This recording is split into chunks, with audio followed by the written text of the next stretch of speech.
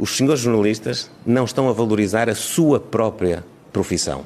Porque parece que está tudo teleguiado, passo o termo. Está tudo pré-determinado. Na minha opinião, isso não valoriza o jornalista, nem valoriza o jornalismo. Viva! Está com o Expresso da Manhã. Eu sou o Paulo Baldaia.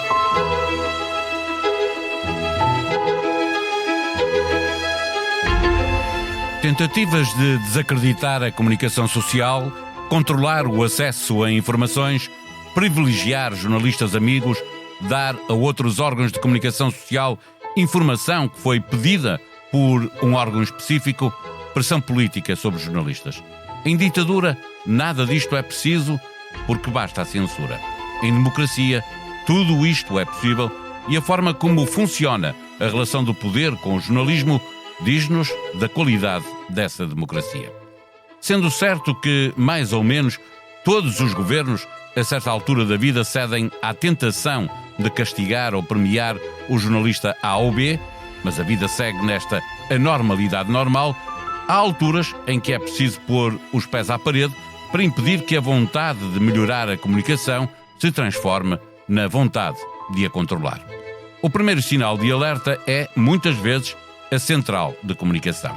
Tentada pelo governo de Santana e vetada por Sampaio, e mais tarde concretizada por Sócrates contra, dizia fonte do governo no Expresso, na altura, um jornalismo de intriga e politiquice.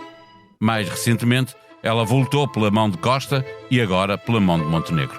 Num tempo em que, por haver cada vez menos mediação, é preciso lutar mais por ela, importa desmistificar a utilização de ferramentas de clipping, como a muito badalada nestes dias ferramenta da Newswhip, para que não fiquem escondidos verdadeiros condicionamentos que não é pelo facto de sempre terem existido, nem por isso podem ser normalizados.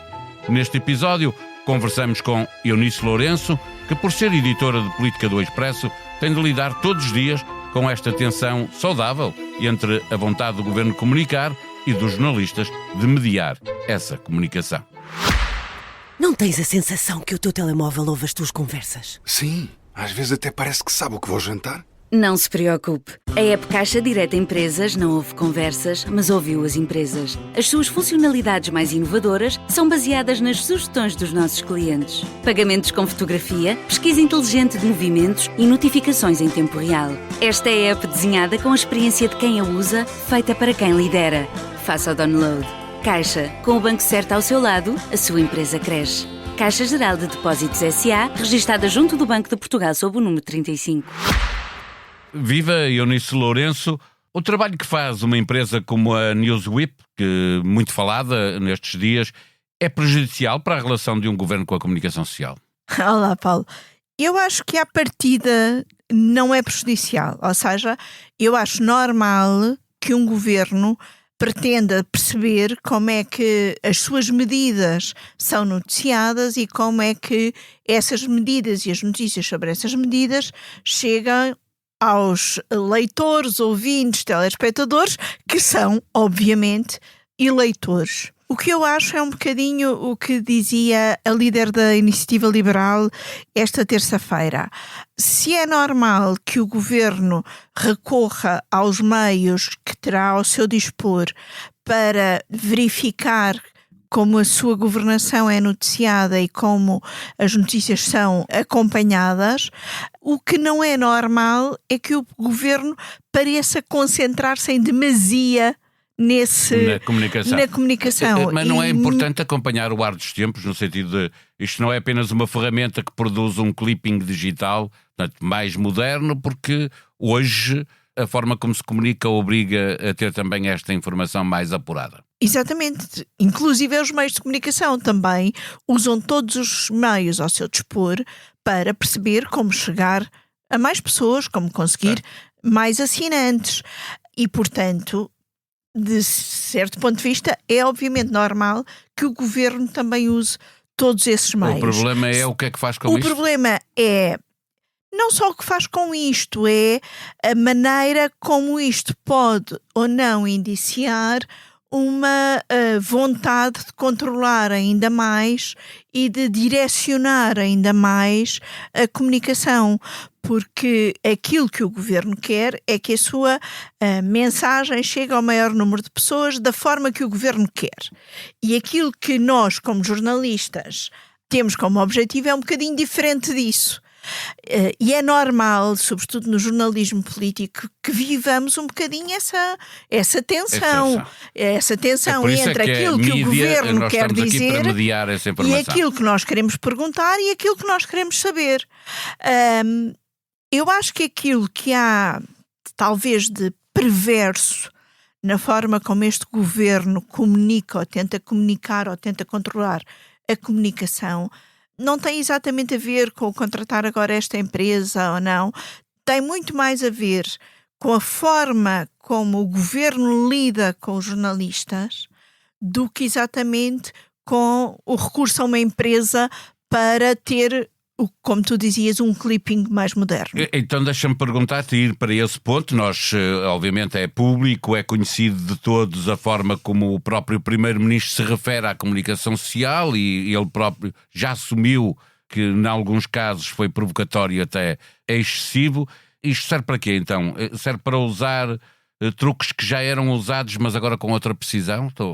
Coisas que sempre se usaram em democracia, não é? Coisas que sempre se usaram, a censura, os meios vão mudando, não é? Certo. Os meios vão mudando. Primeiro. Sim, mas privilegiar jornalistas mais, ponho aqui entre comas, amigos, ou dar a outros órgãos de comunicação social informação que está a ser investigada por um órgão de comunicação específico. Uma das coisas que este governo tem feito e que já fez pelo menos 2 vezes com o Expresso foi o Expresso mandar perguntas sobre notícias em que estava a trabalhar e o governo, em vez de nos responder, mandar comunicados para todas as redações. Ou seja, chama-se matar a notícia. Não é? Matar a notícia porque, ao dá-la para toda a gente ao mesmo tempo, ela, por um lado, diminui o impacto e, por outro lado, os outros meios que não tinham a informação que o Expresso já tinha, dão a notícia pela versão do governo. Sempre se fez isso, não é? Outros governos fizeram isto. Este governo tem feito isso, fez isso com uma notícia sobre decretos de saúde, fez isso com uma notícia sobre voos nos Açores que o Vítor Matos estava a tratar em pleno dia de fecho do Expresso, e a da saúde também foi em pleno dia de fecho. O governo faz muito isso, de fazermos perguntas muito direcionadas de coisas das quais nós já temos informação e o governo difunde aquilo para toda a gente, matando, como tu estavas a dizer, ou tornando manca a notícia, mas tirando-lhe também força. Depois há outra coisa que o Primeiro-Ministro, sobretudo, faz muito, que é raramente o Primeiro-Ministro se coloca à disposição para ser perguntado. O Primeiro-Ministro faz declarações, o Primeiro-Ministro faz discursos, mas são muito poucas as ocasiões em que Luís Montenegro permite perguntas. E têm sido muito poucas as entrevistas de Luís Montenegro.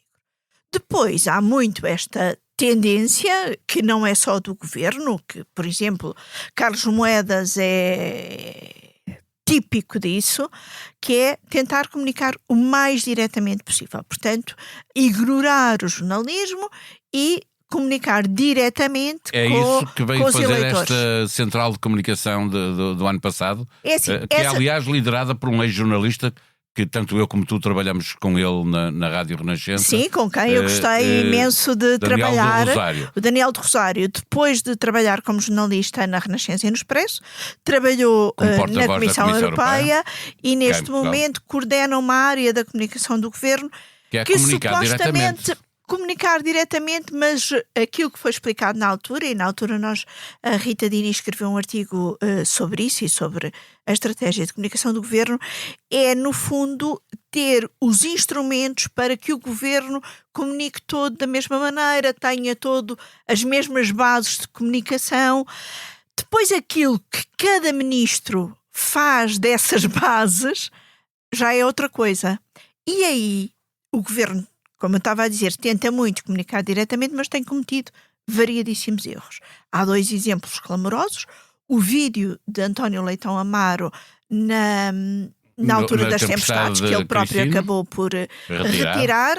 e o vídeo de Luís Montenegro, agora mais recentemente, sem o cinto de segurança. E, portanto, ninguém ligou ao que o Primeiro-Ministro dizia naquele vídeo, porque a notícia foi o Primeiro-Ministro fazer um vídeo de propaganda num dia em que estava a fazer um balanço de mortes, um recorde de mortes na Páscoa. Não?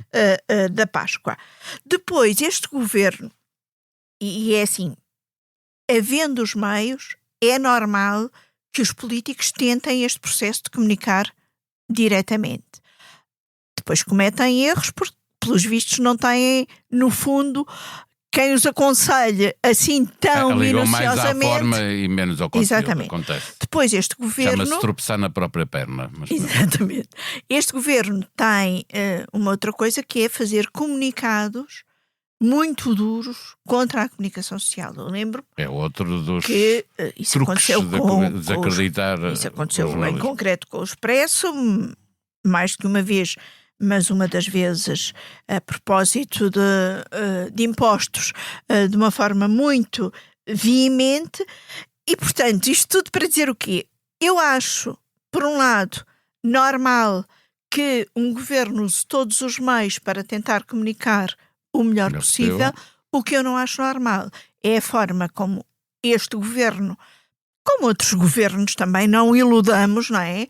Trata a comunicação social, ou destrata a comunicação social, desvaloriza a comunicação social. Todos vamos perceber o erro. Depois há aqui outras coisas, como a forma como está a ser feita as novas regras para a Lusa, que passará a ter de dar explicações no Parlamento, inclusive sobre critérios editoriais, a forma como está a ser feita a fusão RTP-RDP, que no fundo prejudica a pluralidade no espaço público, e depois dizer ainda uma outra coisa, que é, se o governo comete erros e destrata a comunicação social, há também autarcas a fazê-lo, como a autarca de Coimbra ou a autarca de Bragança, e tudo isto mostra como, de facto, os políticos e os titulares de cargos políticos gostam de controlar a comunicação, e a comunicação, ainda que cada vez com menos meios, tentará continuar a fazer jornalismo. Para fecharmos, há aqui também uma preocupação com o digital, quando olhamos para aquilo que acontecia há bem pouco tempo, e agora não deve ser muito diferente.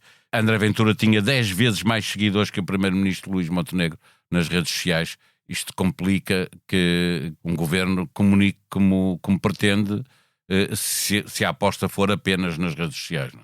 Sim, se a aposta for apenas nas redes sociais e com esta diferença tão grande para com André Ventura e para com o Chega, o governo não está a chegar a tanta gente como o alegado líder da oposição, e, portanto, pelos vistos, o governo tem de investir ainda mais aqui neste lado da comunicação, mas não nos esqueçamos nunca que a comunicação também implica mediação, e que quem quer ficar apenas com a versão do governo, obviamente, terá sempre essas formas diretas do governo chegar aos eleitores, mas o jornalismo é uma coisa um bocadinho diferente.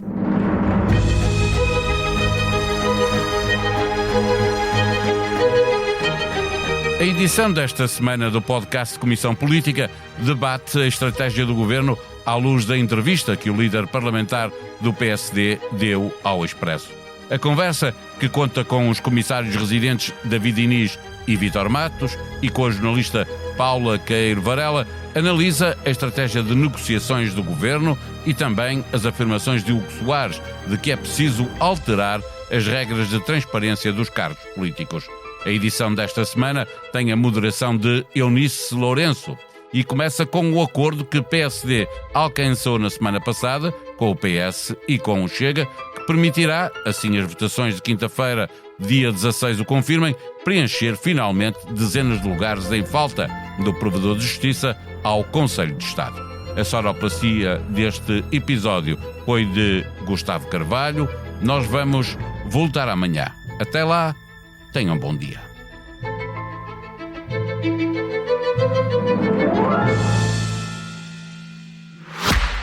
Não tens a sensação que o teu telemóvel ouve as tuas conversas? Sim, às vezes até parece que sabe o que vou jantar. Não se preocupe. A app Caixa Direta Empresas não ouve conversas, mas ouviu as empresas. As suas funcionalidades mais inovadoras são baseadas nas sugestões dos nossos clientes. Pagamentos com fotografia, pesquisa inteligente de movimentos e notificações em tempo real. Esta é a app desenhada com a experiência de quem a usa, feita para quem lidera. Faça o download. Caixa, com o banco certo ao seu lado, a sua empresa cresce. Caixa Geral de Depósitos S.A., registada junto do Banco de Portugal sob o número 35.